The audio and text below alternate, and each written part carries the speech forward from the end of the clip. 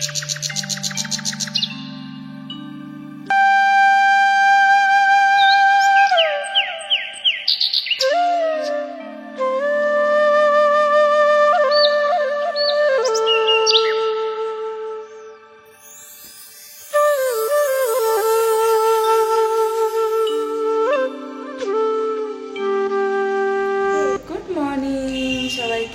Morning বলে দাও তো পাপা। পাপা গো বলো আমি এখন মধু খাবো, আমার কাচ্চি হয়েছে। বলো ভালো করে বলো। বলো আমি এখন বলো, আগে প্রথমে বলো গুড মর্নিং। আমি এখন মধু খাবো। খুব কাচ্চি হয়েছে আমার। হ্যাঁ হ্যালো বন্ধুরা, গুড মর্নিং। কেমন আছো সবাই? আশা করি সবাই ভালো আছো। আমার সব কাজ কমপ্লিট হয়ে গেছে। আমি উঠেছি 7টার সময়, ঘুম থেকে উঠেছি আজকে। তো কাজ কমপ্লিট হয়ে গেছে। এবার আমার গুবলুকে খাওয়াবো, আমার গুবলু সোনাকে খাওয়াবো, আমি চা খাবো, দিয়ে নিচে যাব। আমার গুবলু সোনা, গুবলু মধু খেতে ভীষণ ভালোবাসে। এটা চাক ভাঙা মধু। এইখানে একজনের বাড়িতে চা ইয়ে হয়েছিল, মৌমাছির চা ভেঙে মধুটা নিয়ে আসা হয়েছে। নাও ভালো মিষ্টি, নাও একটু আছে খাও। আমার কাশি হলে মধু খেতে পারি, অতিরিক্ত মিষ্টি তো কোনো খাবো। এই সেরেছে, অত খায় না। ওয়েদারটা আবার চেঞ্জ হচ্ছে তো, একদিন ঠান্ডা আবার একদিন গরম লাগছে। এত গরম লাগছে না, মাঝরাতে পাখা চালাতে হচ্ছে। আবার খুব যে গরম পড়ে গেছে তাও না, আবার হালকা হালকা ঠান্ডা আছে। তাই জন্য ওর ঠান্ডা লেগে গেছে আমার গুবলু সোনা, খুব কাশি হয়েছে। তাই একটু সকালবেলা মধু খাইয়ে দিলাম। আর মধুটা খেতে খুব ভালোবাসে। আমার বড় ছেলে না ছোটবেলায় কাশি হলে না একদম মধু খেতে পারতো না। আর গুবলু সোনা কিন্তু তুলসী পাতাও খায়। তুলসী পাতা আমাদের বাড়িতে অনেকগুলো গাছ আছে তো উঠোনের সামনে। ও ছোটবেলায় কি করতো, মানে আরেকটু যখন ছোট ছিল, ওই তুলসী গাছের পাতাগুলো তুলতো, তুলে ওখানে জলের বালতি থাকতো, জলের বালতিতে ধুয়ে মুখে ভরে দিত। মানে মুঠো মুঠো করে তুলসী পাতা খেত। আবার আমাদের মন্দিরের পিছনে একটা পুদিনা পাতাও গাছ আছে, অনেকগুলো পাতা হয়েছে, তুলসী পাতার মতনই দেখতে কিছুটা। ওই পুদিনা গাছের পাতাগুলো তুলে তুলে খেয়ে নিত। তো যাই হোক, আমার গুবলু সোনাকে একটু মধু খাওয়ালাম, দিয়ে দুধ খাইয়ে দেয়, আমি চাটা খেলাম।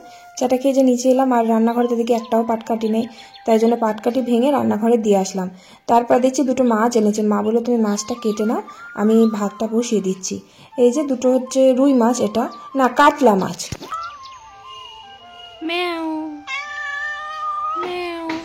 আমাদের বাড়ির বিড়ালটা না, মানে যখনই মাছটা নিয়ে আসবো ঠিক বুঝতে পারবে, যেখানেই থাকুক তখনই চলে আসবে মাছের কানগুলো খাওয়ার জন্য।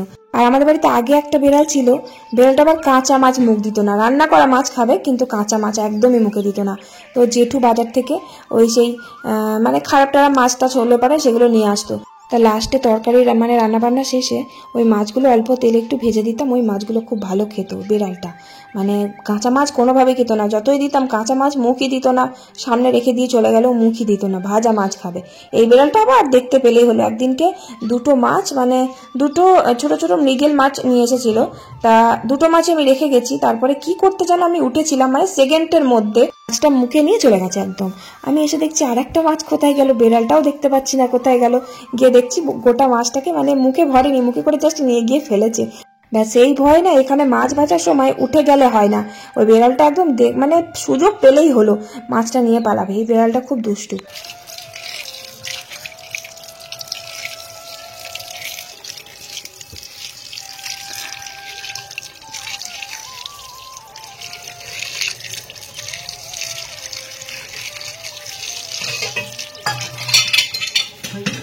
মাছ ভাজতে কত সময় লেগে গেল। আর মাছটা বারবার করে বলি যে মাছটা নিয়ে আসবে, যখন কেটে নিয়ে আসবে। কিন্তু ব্যাপার হচ্ছে যে বাজার থেকে যদি মাছ নিয়ে আসে না, তাহলে কেটে দেয়। কিন্তু আমাদের এই পাড়ার থেকে মাছ কিনলে, মানে এখানে বিক্রি করতে আসে তো, ওরা আবার মাছ কেটে দিতে চায় না।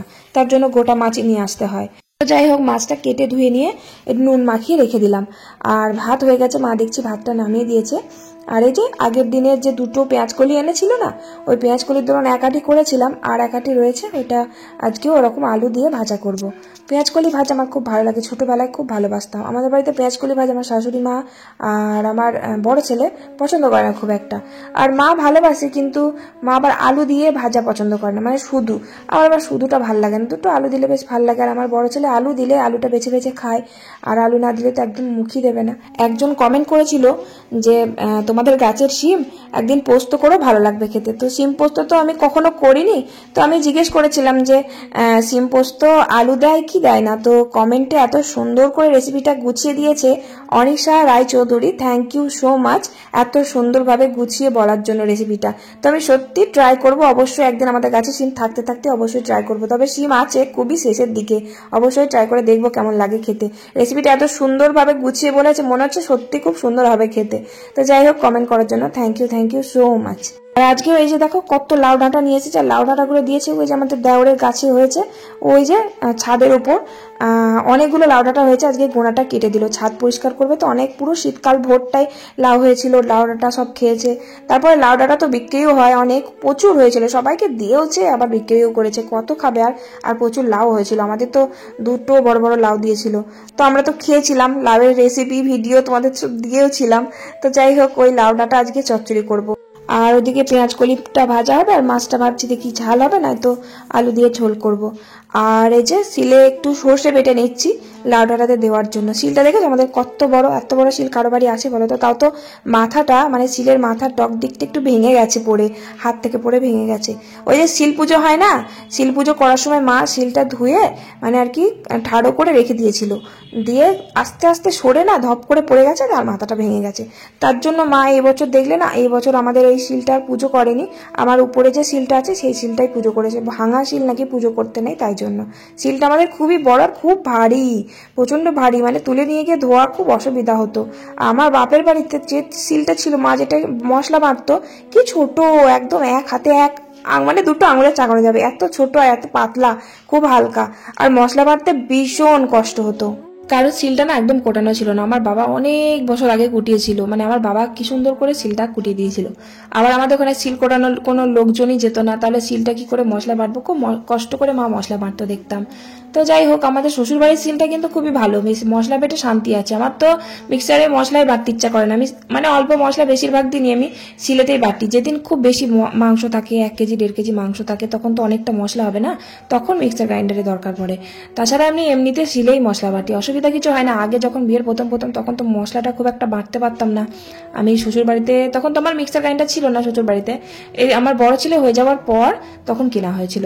তো তখন মশলা বাটতে গিয়ে আমার চোখ দিয়ে জল বেরিয়ে যেত, জিরে গুঁড়ো করতে পারতাম না, জিরে বাটতে পারতাম না, তখন খুব একটা জিরে গুঁড়োটা খাওয়া হতো না তরকারিতে, বাটা মশলায় খাওয়া হতো।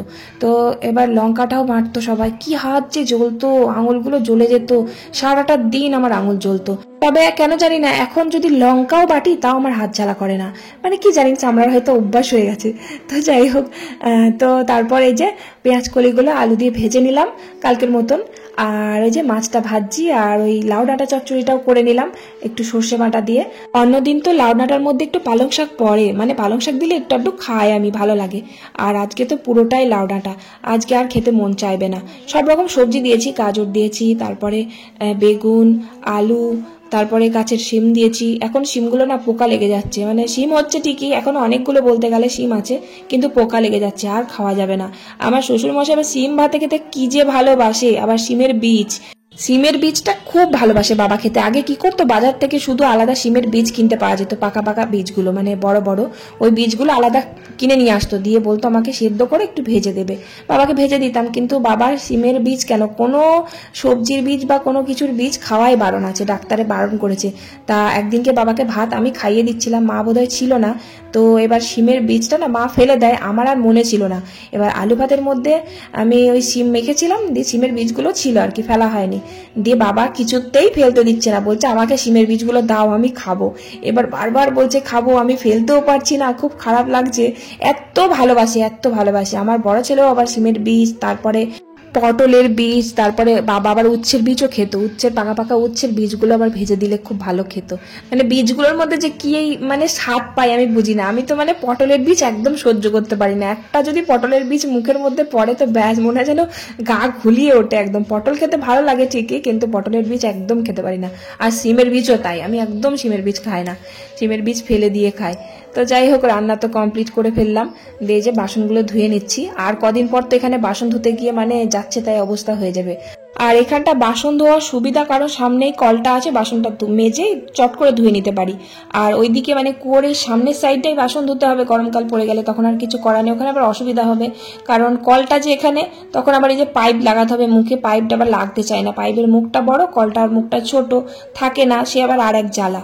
তো যাই হোক, গরমের জন্য বাঁচার জন্য তো করতে হবে। এই বছর আবার কত গরম পড়বে জানি না, আগের বছর তো খুব কষ্ট পেয়েছি গরমে। তো ভয় লাগছে, যত দিন যাচ্ছে তত মানে ভয় লাগছে। গরমে কারেন্ট থাকে না, তার উপরে আবার আবার উপরের ঘরে প্রচন্ড পরিমাণে গরম। ভাবছি যে এবার নিচে যে ঘরটা আগে থাকতাম না, ওই ঘরটা পরিষ্কার করে নিচের ঘরে চলে আসবো, গরমকালটা নিচে থাকবো, শীতকালটা আবার উপরে।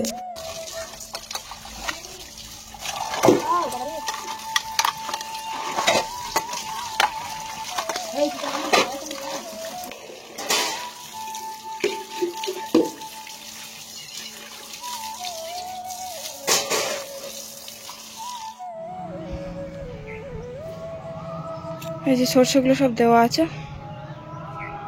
নেড়ে দিলাম। এগুলো তুলে রাখা থাকবে, আর এই যে কটা ভাঙানো হবে, মানে তেল তেল হবে আর কি, পিষিয়ে কলে কলে ভাঙাতে দেবে, তেল হবে। ওই যে হাটকাগুলো।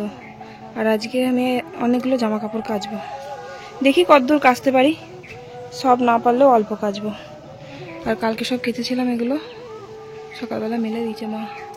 আমার তো ছাদে আসা হয়নি, আজকে খুব রোদের জোর। রান্না বান্না কমপ্লিট করতে ভালোই বেলা হয়েছে, আর জামা কাপড়গুলো কাচবো কাচবো করে আর কাচাই হচ্ছে না। তাই বেলা হলেও রোদ আছে, তো এবার কেচে নিলে শুকিয়ে যাবে, আর না শুকালে অসুবিধা নেই, পরদিন শুকোবে। তো ওই যে সর্ষেগুলো নেড়ে চেড়ে দিলাম, দিয়ে এই যে জামা কাপড় কেচে নিচ্ছি। আর একটা নিমন্ত্রণ, বাড়িতে নিমন্ত্রণ আছে, মানে আমাদের বাড়িতে একজনের নিমন্ত্রণ আছে, তো আমার যাওয়ার কথা ছিল, কিন্তু আমি জামা কাপড় কাচবো বলে আমি আমার বড় ছেলেকে পাঠিয়ে দিয়েছি, আমার কাকি শাশুড়ির সাথে বড় ছেলেকে পাঠিয়ে দিয়েছি। ওর বাবা যাবে বলেছিল, তারপরে ওর বাবার মাঠে তো কাজ থাকে, তো এই সময়টা কাজ থাকে, কত দেরি হয় কোনো নিমন্ত্রণ বাড়িতে গেলে। এই সময় মানে লেট করে গেলে তো হবে না, 2টোর মধ্যে বা 1:30টার মধ্যে যাওয়া উচিত, কিন্তু বাড়ি আসে তো 3টে 3:30 বেজে যায় মাঠ থেকে। তো এখন মাঠেই আছে। তো আমি এই যে জামা কাপড়গুলো সব কেচে নিলাম, 2:30 বেজে গেল এই কটা কাচতে কাচতে। তাও আবার 2 গামলা রেখে দিলাম, এক বালতি একটা গামলা ভর্তি, কারণ কাচার সময় থাকলেও মেলার জায়গা নেই। ওই যে সর্ষে দেওয়া আছে, সর্ষের উপরে জল পড়বে, তারও ফাঁকা আছে, কিন্তু সর্ষের উপরে জল পড়বে যে, ওই জন্য যেটুকু জায়গা আছে সেগুলো কাচলাম, আর বাকি সব ভিজিয়ে রেখে দিলাম। আমার বড় ছেলের নিমন্ত্রণ আছে এক জায়গায়, ও খেতে গেছে, আর আমার বড় মাছেরও খাওয়া হয়ে গেছে। আমি কাচলেও বেলা অবধি অসুবিধা হতো না, কিন্তু জায়গা নেই মেলার। চলো চান করি, বা বেলা হয়ে গেল। কাপড় জামা কাচতে কাচতে ভালোই বেলা হয়ে গেছে। তো আমার বর বাড়ি এসে বলছে, তাহলে কখন খাবে? চান টান কমপ্লিট করেছে, মানে চান করেই আমাকে ডাকতে গেছে। তাই আমি বললাম, তাহলে আমার তো দেরি হচ্ছে, তাহলে তুমি নিচে যাও, দিয়ে মার কাছ থেকে ভাত খেয়ে নাও, নিচে দিয়ে খেয়ে নাও, আর আসতে হবে না উপরে, কারণ আমরা তো ভাত উপরেই খাই, আর মা বাবা জেঠু নিচে খায়। তো তারপরে যে আমি খেতে বসলাম, 3:30টার সময় খেতে বসলাম, ওদিকে দেখছি আমার বড় ছেলেও চলে এসেছে। মানে ওকে এক প্রকার জোর করেই পাঠিয়েছি, কিছুতেই যাবে না। কোনোদিনও নিমন্ত্রণ বাড়িতে এরকম একা একা আমাদের সঙ্গে ছাড়া কোথাও যেতে চায় না, কারণ যা ওর লজ্জা না, ওর প্রচুর লজ্জা। আমার গুবলু সোনার আবার লজ্জা নেই একটু, মানে যাকে পায় তাকেই চাটি মারে, সত্যি করে তাই। আমাকে তো এত মারে সারাদিন, যে কত মার খায় তার ঠিক নেই। আর আমার বড় ছেলেকেও দুমদাম মারবে, এত দুষ্টু। মানে কোথায় বড় দাদা ভাইকে শাসন করবে তা নাই, ভাই বড় দাদাকে শাসন করবে, এরকম ব্যাপার ওদের মধ্যে, জানো। বড় হয়ে জানি না মার খুঁটেটা যেন না থাকে। তারপর আর কি, খেতে খেতে তো 3:30 বাজিয়ে ফেললাম। 4টের সময় গুবলু সোনা ঘুম থেকে উঠলো, ওকে খাইয়ে দাইয়ে নিচে মার কাছে দিয়ে আসলাম, দিয়ে জামা কাপড়গুলো ওই যে তুলে নিয়ে আসলাম ওকে নিয়েই। ওই যে ঘুম থেকে ওঠে তখনই সোজা ওকে নিয়ে ছাদে চলে যায়, আমার সাথে থাকে, আর আমি জামা কাপড়গুলো তুলে নিই। জামা কাপড়গুলো তুলে নিয়ে এসে গুছিয়ে গাছিয়ে ওকে খাইয়ে দাইয়ে মার কাছে দিয়ে আসলাম, ঘরটা ঝাড় দিলাম। এই যে সন্ধ্যে হয়ে গেছে, সন্ধ্যেটা দিয়ে দিচ্ছি।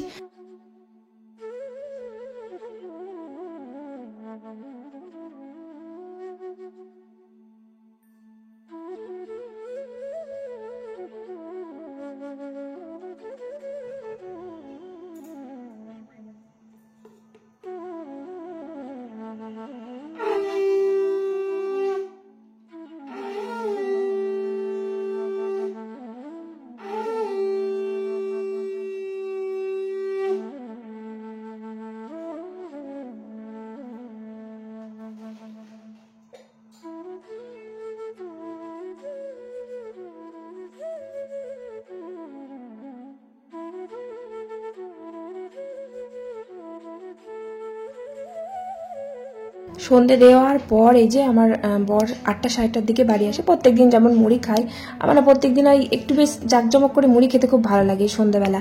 8টা 8:30টার দিকে খাই, এটাই আমার বড় দুঃখ, কারণ সন্ধ্যেবেলা একদমই সময় হয় না। কারণ ওই যে পুরো বিকেলবেলাটা আমি ভয়েস দিই, তারপরে সন্ধে দেওয়ার পর ভিডিওটা আপলোড করে তারপরে বাকি কাজ, মানে অনেক কাজই থাকে ভিডিওর পিছনে, থাম্বনেল এডিট করা, তারপরে ভয়েস কভার করা, মানে প্রচুর কাজ থাকে। ভিডিও ফোনের মধ্যে বানিয়ে ফেলে এডিট করা তো প্রচুর ঝামেলা থাকে, তারপরে আবার ভয়েস দেওয়া, মানে প্রচুর কাজ থাকে। সেই সব কাজ করতে করতে আমার 8টা বেজে যায়। আর তোমরা তো জানোই আমি 8টার সময় ভিডিও পাবলিক করি, মানে 8টার সময় তোমরা ভিডিও দেখতে পেয়ে যাও। আবার এক একদিন দেরিও হয়ে যায় না, 8টার পর বেজে যায়। অনেকে কমেন্টও করে যে এখনো দিদি ভিডিও দিলে না কেন, অনেকে আছে তো টাইম মতন বসে থাকে, যেহেতু আমি 8টার সময় ভিডিও দিই সেই জন্য আমার জন্য বসে থাকে। অনেকে আছে কমেন্ট করে যে দিদি আজকে ভিডিও দিলে না কেন। আমি জানি আজকে যদি আমি ভিডিও না দিই পরদিন আমাকে ঠিক কমেন্ট করবে যে তুমি ভিডিও দাওনি কেন। তো এই যে দেখো আজকে স্পেশাল করে একদম মুড়ি মাখলাম, একটু গাজর কুচি দিলাম, তারপরে পেঁয়াজ কুচিয়ে দিলাম, একটু রসুন আদা, তারপরে মটরশুঁটি ছিল মটরশুঁটি কুচিয়ে দিলাম, একটু চানাচুর ভুজিয়া দিলাম, আর লঙ্কাটা কুচিয়ে দিইনি, লঙ্কাটা গোটা খেতে আমরা খুব পছন্দ করি। আর পেঁয়াজটাও কুচিয়ে দিয়েছি আর কটা গোল গোল করে কেটে নিয়েছি, আর একটু আমের আচার দিয়েছি। আমের আচার আমার বরমশাই ঝাল ঝাল আমের যে আচারটা পাওয়া যায় না ওটা খেতে খুব ভালোবাসে, কিন্তু আমের আচার বলে দেখছি আমের আচারের ভেতরে সব রকমের সবজি দেওয়া আচার দিয়ে দিয়েছে, গাজর রয়েছে ওর ভেতরে, তারপরে গোটা গোটা লেবু কেটে দিয়ে দিয়েছে ওর ভিতরে। এটা আবার কেমন আছে জানি না। তো যাই হোক খেতে খুব সুন্দর, হেভি টেস্টি, দারুণ। ওটা মুড়ির মধ্যে মাখলে খুব ভালো লাগে। আমার বর কিন্তু রুটি দিয়ে খুব পছন্দ করে, প্রত্যেকদিন রাত্রেবেলা রুটি দিয়ে খায়। তো চলো আজকের ভিডিও কেমন লাগলো কমেন্ট করে জানিও। টাটা।